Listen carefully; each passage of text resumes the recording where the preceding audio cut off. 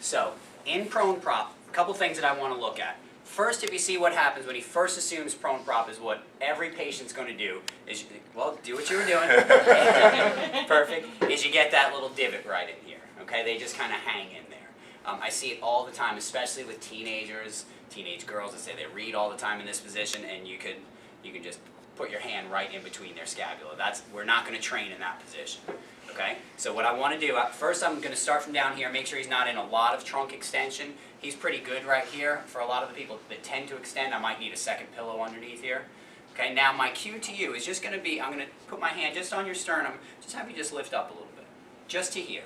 Okay, we're not going into, like, go to end range protraction all the way up. I don't want to train there. I'm just dropping you down, just so that you're in a neutral position.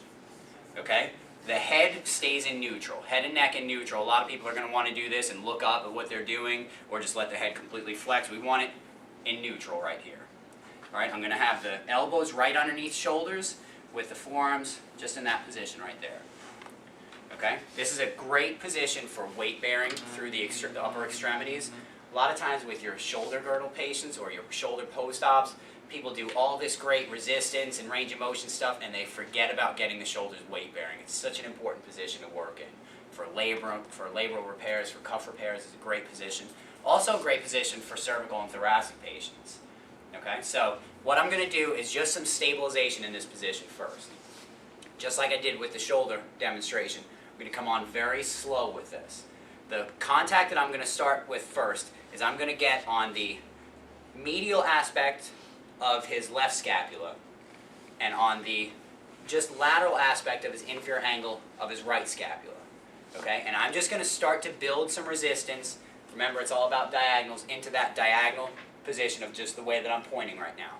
So all I want you to do is just keep this position and don't let me move you. Hold it here.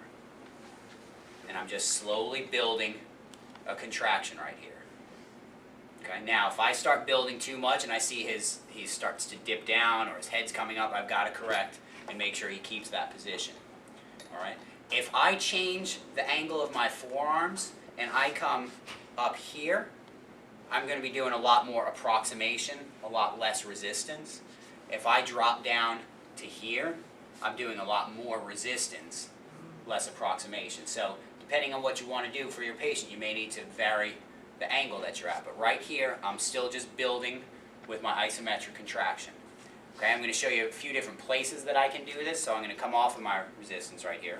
I can also come onto the anterior aspect, not over his AC joints, but just medial to his AC joints. And now I'm just going to pull back towards me in the opposite direction.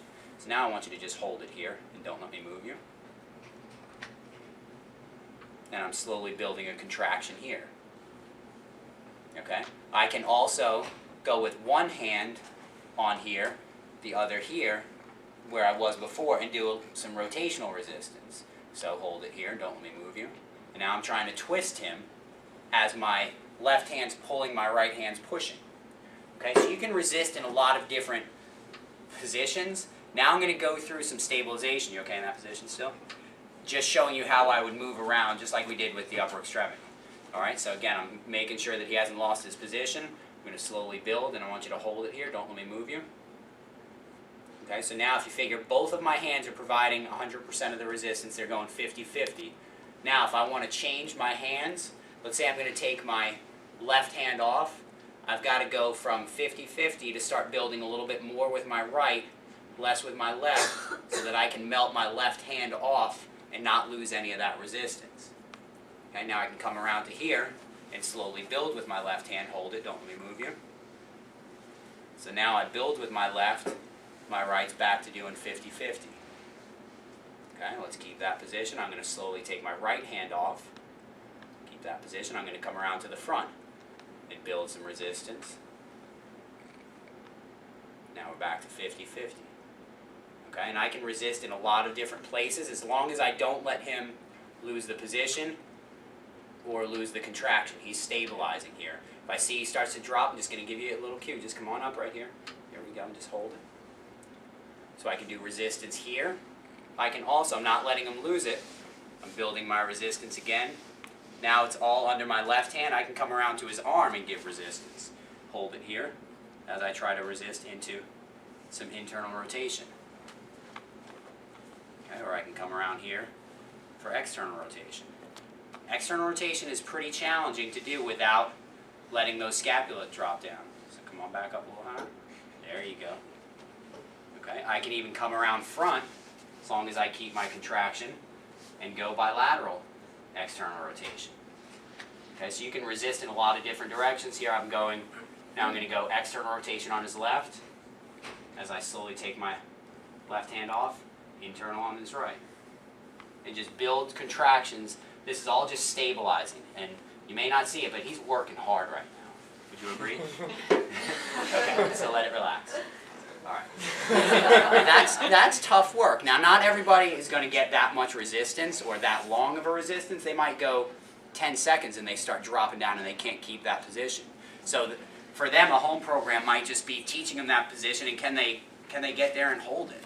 You know, I have a lot of, like I said, teenage girls that maybe that's the way they like to read and do their homework. And I say, all right, if this is the position I want to get you in, understand where you have to stabilize here. If you're watching TV, see if you can hold that for a commercial. You know, can you keep it in that position for that long? You'd be amazed at how much weakness people have in their scapular stabilizers in weight bearing. Okay, so that's all.